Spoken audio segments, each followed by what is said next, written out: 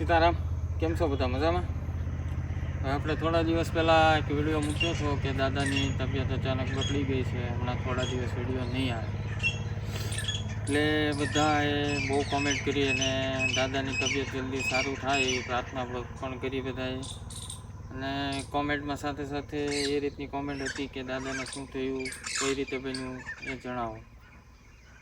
હું આજે થોડોક પપ્પાને સારું છે એટલે વાડી આંટો મારવા આવ્યો છું.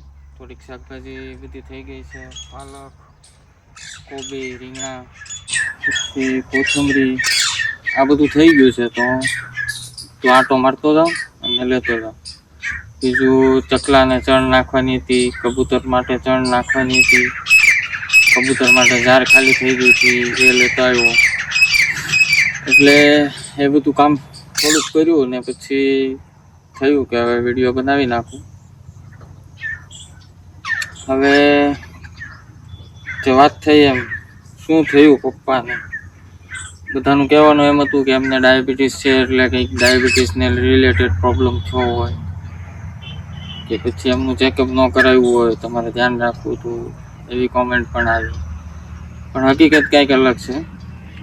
બુધવારે રાત્રે જ્યારે હું રીલ શૂટ કરીને ગયો એટલે એ જેમાં અને પછી 10:30 આજુબાજુ સૂતા એટલે એમણે મમ્મીને જગાડ્યા અને કીધું કે ભાઈ મારા હાથમાં અને પગમાં કંઈ ખબર પડતી નથી, મને મારા હાથને પગ હાલતું નથી.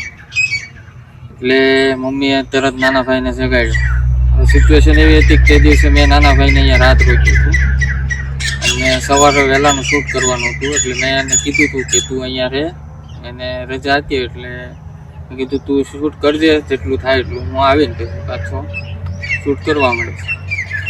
એટલે રાત્રે અહીંયા હતો એટલે મમ્મીએ એને તરત બોલાવ્યું અને કીધું કે આ રીતનું થયું. એટલે એનો ફોન તરત મારી ઉપર આવ્યો.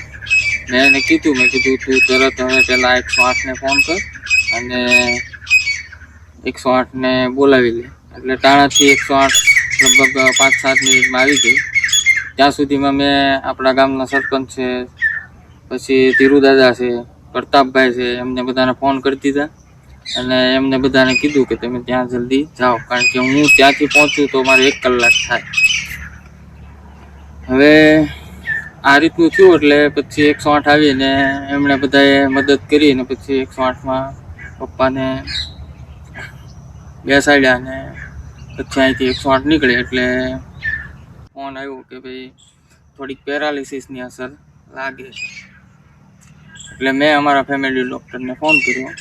એટલે એમના કહેવાથી કે ભાઈ કોઈ આપણે ન્યુરો ફિઝિશિયન અથવા ન્યુરો સર્જન હોય એમને બતાવવું પડે. એટલે હું ગયો દવાખાને, આપણે લાલ દવાખાનું છે એની સામે સત્યમ હોસ્પિટલમાં. ત્યાં જઈને અમારા ફેમિલી ડૉક્ટરે વાત કરી લીધી હતી. એટલે તરત કીધું કે ભાઈ પહેલાં આપણે કોઈ ટ્રીટમેન્ટ નથી આપતી, પહેલાં MRI કરાવી દઈએ. MRIમાં સીધા લઈ ગયા અને પછી ત્યાં સરના આસિસ્ટન્ટ હતા ડૉક્ટર, એ બધા આવી ગયા અને જોઈ લીધો. સરને રિપોર્ટ પણ મોકલી દીધો અને સરે ત્યારે રિપોર્ટ જોઈને એક બીજા ન્યુરો સર્જન છે એમને ફોન કરી અને એમને તરત ત્યાં મોકલી. હવે MRIમાંથી પછી આપણે હોસ્પિટલમાં ICUમાં એડમિટ કર્યા. ત્યાં સુધીમાં સર આવી ગયા અને એમનું કહેવાનું એમ થયું કે ભાઈ દાદાને હાઈ BP થઈ ગયું હતું, એના લીધે મગજમાં નાનું હેમરેજ થઈ ગયું છે. હવે એ સિચ્યુએશનમાં આ સાંભળીને અમે તો ગભરાઈ ગયા હતા કે આ શું બની ગયું, આવું અચાનક થઈ ગયું. એટલે અમારા તો પગ નીચેથી જમીન વહી ગઈ હતી. પણ પપ્પાના અનુભવ અને એમણે જે શીખ્યું છે એ ત્યારે કામ લાગે, જ્યારે આવી સિચ્યુએશન બને ત્યારે. ધીરજથી કામ લીધું, હળવાશથી કામ લીધું, ખોટી હાઈ હોય કરી નહીં અને શાંતિથી જે સિચ્યુએશન હતી એને સમજી. પછી સાહેબ આવ્યા એટલે એમણે કીધું કે ભાઈ આ રીતનું બન્યું છે, હેમરેજ થઈ ગયું છે, હવે આપણે 48 કલાક ઓબ્ઝર્વેશન કરવું પડે. જો હેમરેજમાં વધારો થાય તો આપણે કંઈક આગળ પગલાં લેવા પડશે. હવે એ કીધું એટલે આપણે કીધું કે ભાઈ સાહેબ વાંધો નહીં, આપણે રાખીએ ઓબ્ઝર્વેશનમાં, અને 48 કલાક થાય પછી જો વધારો થાય તો પછી ઓપરેશન કે કંઈક રસ્તો કરવો પડે. એ બધી વાતચીત થઈ એટલે આપણે આઈસીયુમાં એડમિટ કર્યા પપ્પાને, અને ધીરે ધીરે સારવાર શરૂ થઈ.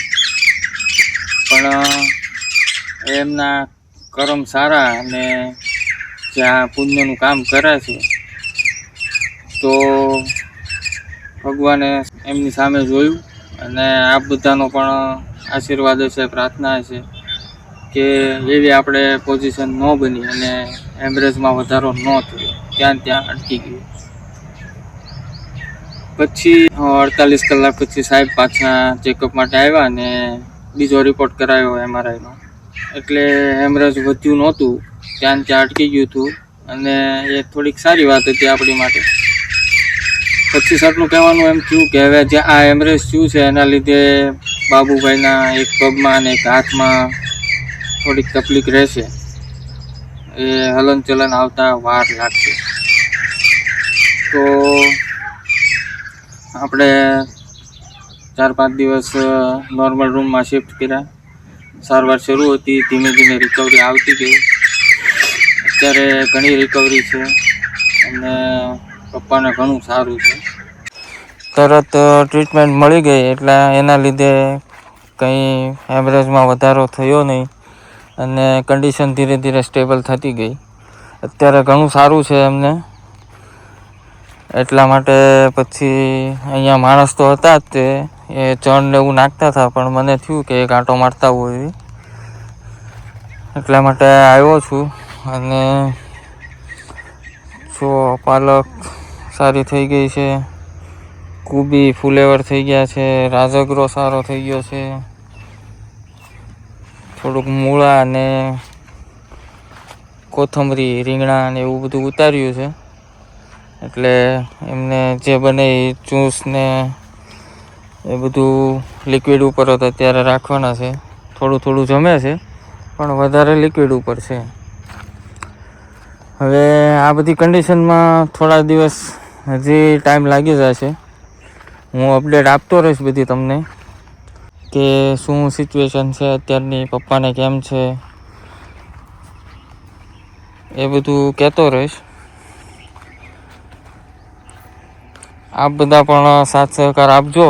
અને થોડા દિવસ માટે આપણે રસોઈના વિડીયો તો નહીં બનાવી શકીએ, પણ વાડીના અમુક હું જ્યારે આવું આંટો મારવા ત્યારનો વિડીયો બનાવીશ અને આપને બતાવતો રહીશ. અને રહી વાત રસોઈના વિડીયોની, તો એમણે જે દિવસે આ બન્યું તે દિવસે જ તે બધું રસોડાનું કામ કમ્પ્લીટ કર્યું હતું આપણે. એટલે આપણે ઉત્તરાયણના બીજે દિવસે ઓપનિંગ હતું, કરવાનું હતું, તો એ તો પોસિબલ ન થયું, કારણ કે આવું બની ગયું. એટલે હવે એ બધું તો અત્યારે કંઈ થઈ ન શકે. પણ હવે આપણે એક વિચાર કરવાનો છે કે ભાઈ હવે ઓપનિંગ કરીએ ત્યારે પપ્પા સાજા થઈ પછી એના હાથે ઓપનિંગ થાય, આ વિચાર છે આપણો. હવે તમારું બધાનું શું કહેવું છે કોમેન્ટમાં કહેજો. બાકી મારો આટલો બધો હવે એક્સપિરિયન્સ છે નહીં વ્લોગ માટે, કે હું નોર્મલી જેમ એમના વ્લોગ શૂટ કરતો હોય ને એ જેમ બોલતા હોય એમ હજી મને બોલતા તો એટલું બધું તો ન ફાવે. પણ જે એમનાથી શીખ્યો છું એના આધાર ઉપર અત્યારે તમારી સાથે વાત કરી શકું છું. અને વાડીની સિચ્યુએશન પણ સારી છે. ઘઉંની ડુંડીઓ બહાર આવી ગઈ છે, સૂર્યમુખી સારા થઈ ગયા છે.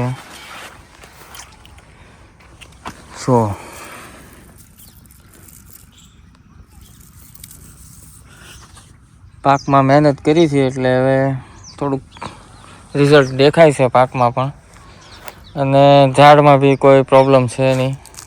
અને આપણે પાડોશી સારા છે, ધીરુ દાદા, પછી સરપંચ સાહેબ, એ બધા આંટો ફેરો મારે છે. એટલે વાડીમાં કંઈ કોઈ ચિંતા જેવું છે નહીં.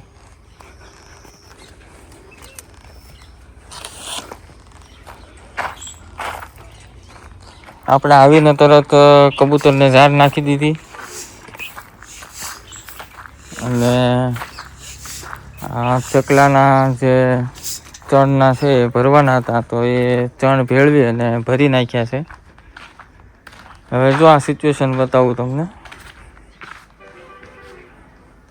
આ જે સેમ સિચ્યુએશન રાત્રે હતી, અહીંથી બધા વાસણ નવા રસોડામાં શિફ્ટ કરી નાખ્યા, પછી અહીંયા પાછો કલર કરી નાખ્યો અને ત્યાં બધું સેટઅપ કમ્પ્લીટ કરી નાખ્યું. અહીંયા એક જ વિડીયો બનાવવાનો હતો હવે, પણ એ લાસ્ટ વિડીયો ન બન્યો અને આ રીતની સિચ્યુએશન થઈ ગઈ. પણ આ બધાની પ્રાર્થનાથી દાદાને જલ્દી સારું થઈ જાય છે અને બહુ જલ્દી આપણી વચ્ચે પાછા આવી જાય. વિડીયો બનાવશું આપણે. જો આ ચકલાના ચણના ભરી દીધા છે. હવે હું એકલો જ છું એટલે હમણાં થોડી વાર પછી બધું કામ પતાવીને નીકળું. નાનો ભાઈ અને મમ્મી છે, બા છે, બધા ત્યાં પપ્પા પાસે. અને રસોડું તૈયાર છે, પણ એ તો હું બતાવી નહીં શકું, કારણ કે આપણે જે વાત હતી કે ઓપનિંગ કરશું ત્યારે જ બતાવશું. તો હવે એ ઓપનિંગ તો અત્યારે ફિલહાલ પોસ્ટપોન કરવું પડશે. આપણે કીધું એમ કે હવે પપ્પા જ્યારે સાજા થઈને આવે અને પહેલો વિડીયો ત્યાં જ બનાવવો છે, એવો વિચાર છે આપણો. એટલે રસોઈના વિડીયો તો થોડા દિવસ નહીં આવે. આવી રીતના વ્લોગ હું તમને આપતો રહીશ. જો અત્યારે ઘઉંમાં ટેલ આટા મારી રહી છે, 4-5 ટેલ છે, બતાવી દઉં તમને.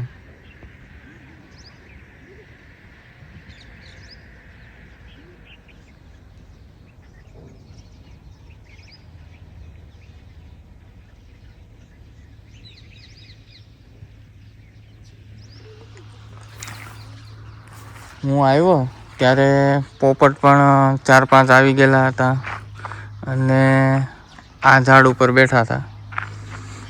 તો થોડુંક શૂટિંગ એ બી લીધું છે. કબૂતર પણ આટા મારતા હતા, વાટ જોતા હતા. અને ચકલીઓ મને એમ છે કે કોઈને ભાળતી નથી, એટલે ચકલીઓ અત્યારે મને દેખાણી નથી. ઝાડ ઉપર છે ઓલા, પણ અહીંયા જે આપણે માહોલ હતો એવો માહોલ જોવા મળતો નથી. આ ખાલી 7 કે 8 દિવસ થયા તો એમને પણ સૂનું લાગવા મળ્યું છે.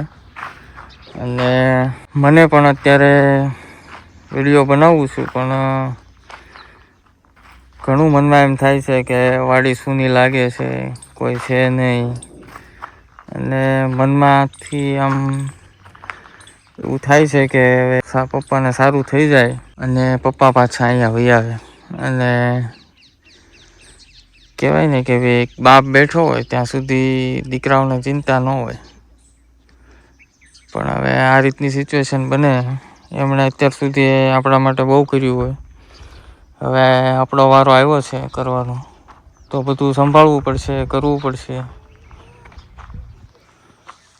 અને પૂરેપૂરી મહેનત કરશું એ જલ્દી સાજા થઈ જાય. અને આપ બધાનો પણ સાથ સહકાર સારો છે. આપ બધાએ પણ પ્રાર્થના કરી, એ કામ લાગશે ચોક્કસ. જો આપણે થોડાક પોપૈયા પાકી ગયા હતા, એ ઉતાર્યા છે. જે પાક્યા તો નથી, વન પગ છે, લેતા જઈએ ઘરે.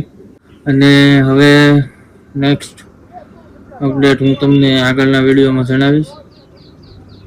આ બધું શાક બકાલું ઉતાર્યું છે એ બધું લેતો જાઉં સાથે સાથે. અને જે ચકલીના ચણના છે એને બાંધવાના છે, તો એ બાંધીને પછી થોડી વારમાં નીકળું. વાડીમાં અત્યારે એકદમ શાંતિ છે, કોઈ છે નહીં. કદાચ પપ્પા હોત તો અહીંયા. અને રસોડું તૈયાર છે, હું રસોડાની સામે જ બેઠો છું. ઘણું એમ થાય છે કે જો આ ન બન્યું હોત તો અત્યારની પપ્પાનો ઉત્સાહ અને જે હતું એના કે આ નવું રસોડું મારે બનાવવું અને ત્યાં વિડીયો બનાવવા, તો એ તો અત્યારે પોસ્ટપોન થઈ ગયું છે, આપણે વાત કરીએ. પણ પપ્પા સારા થઈને આવશે તો ઉત્સાહ વધારે છે. અને બીજું તો આવી સિચ્યુએશનમાં હિંમત રાખવાની અને આ સિચ્યુએશનમાંથી બહાર કેમ આવવું, આ બધા વિચાર કરી કેમ આ જે સમય આપણો આવ્યો છે એને પાર કરવો પડે. કારણ કે જીવન છે, નાની મોટી તકલીફ આવતી રહેવાની, પણ હિંમત હારી કે પછી ઉતાવળા થઈ અને કહેવાય ને કે ઘાંઘા થઈને, તો એવી રીતે આવી સિચ્યુએશનમાં થોડીક ધીરજ રાખવી પડે. અને જે આપણા વડીલોના અનુભવ હોય એની ઉપરથી તારણ કાઢીએ અને સિચ્યુએશન પસાર કરવી પડે આપણે. પણ આ બધી વસ્તુ એ લોકો માટે કામની છે કે જેમણે એમના મમ્મી પપ્પા કે દાદા દાદી એમની પાસેથી બેસીને વાતચીત સાંભળી હોય, એમનામાંથી કંઈક જે એમના અનુભવો કર્યા છે એમણે જિંદગીમાં, એમાંથી એમણે કંઈક લીધું હોય, તો આ બધી સિચ્યુએશનમાં પાર પડી શકીએ. કારણ કે જે ભગવાને જીવન આપ્યું છે તો એ ફિક્સ નથી હોતું કે આપણે સુખ જ આવવાનું છે, આપણે ખુશ જ રહેવાનું છે. એ ફિક્સ નથી હોતું. ક્યારે કઈ સિચ્યુએશન તમને સુખમાંથી દુઃખ થઈ શકે, દુઃખમાંથી સુખ પણ થઈ શકે. એટલે આ બધું આવવાનું એ ફાઇનલ છે. તો મેન્ટલી સ્ટ્રોંગ રહેવું પડે. ક્યારે કઈ સિચ્યુએશન આવશે એની મને નથી ખબર ને તમને નથી ખબર. એટલા માટે મનથી મજબૂત રહેવું પડે. સિચ્યુએશન કોઈ બી હોય એનો રસ્તો હોય જ. ધીરજથી કામ લેવું પડે, વિચારવું પડે. અને કહેવાય ને કે ભગવાન જે સિચ્યુએશન તમારા ઉપર કરે છે ને એ ભોગવવાની તમારે ક્ષમતા હોય, એ તમે પાર કરી શકશો એ એમને ખબર જ હોય. એટલા માટે તમારી ઉપર આ સિચ્યુએશન થઈ હોય. હવે આમાં બધાનું કહેવાનું એવું થશે કે બાપુ દાદા આટલું બધું વાડીનું આવું જીવન જીવે છે, આ રીતની એમની લાઈફ સ્ટાઈલ છે, સાવ દેશી જમવાનું આવું. તો મારું માનવું એવું છે કે આ બધી સિચ્યુએશન તમને રોજિંદા જીવનમાં તમારા શરીરની ઇમ્યુનિટી હોય કે પછી તમારા રોજિંદા કામ કરવાની ક્ષમતા છે, પછી નાની મોટી બીમારી છે, તો એ બધામાં રક્ષણ આપે.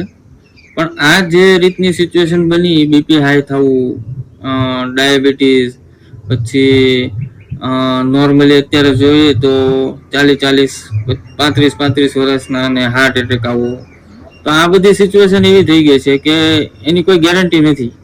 તમે કદાચ 4-5 ડોક્ટર સાથે રાખો કે પછી એવા સિચ્યુએશનમાં રહો, એટલી પરેજી પાળો, તો એવી કોઈ ગેરંટી નથી કે તમને આવું ન થાય. આપણે માઇકલ જેક્સન હતા તો એમણે એ રીતનું લાઈફસ્ટાઈલ જીવવા માટે થઈને ઘણું બધું કરેલું, પણ છતાં એમનું જે જ્યાં સુધી જીવન હતું ત્યાં સુધી જ જીવીએ.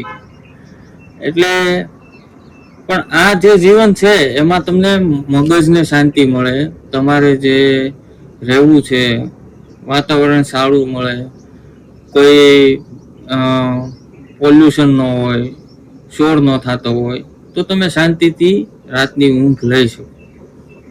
આ બધી જે જીવવાની લાઈફસ્ટાઈલ છે એ માટેની છે.